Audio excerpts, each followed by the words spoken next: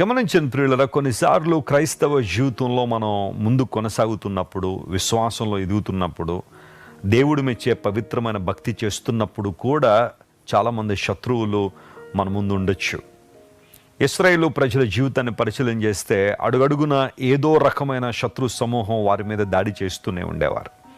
ఐగుప్తు నుండి బయటకు వచ్చిన తర్వాత అమాలేకీల తర్వాత మరొక జనాంగం, అలా ఒక్కొక్కరి తర్వాత ఒక్కొక్కరు ఇశ్రాయేలు ప్రజలను తరుముతూనే వారిని కనాన దేశం చేరుకోకుండా అడ్డుకోవాలని చాలామంది ప్రయత్నాలు చేశారు. నీ జీవితంలో కూడా అలాంటి అనుభవాలే ఈరోజు నువ్వు ఎదుర్కొంటున్నావేమో.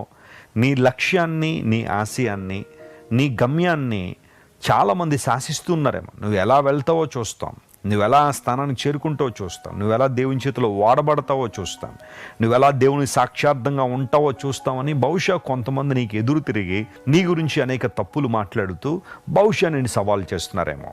కీర్తనకారుడు కూడా ఒక సందర్భంలో అంటాడు 38వ కీర్తనలో, నేను ఉత్తమమైన దాన్ని అనుసరిస్తున్నందుకు అనేకులు నాకు శత్రువులయ్యారు.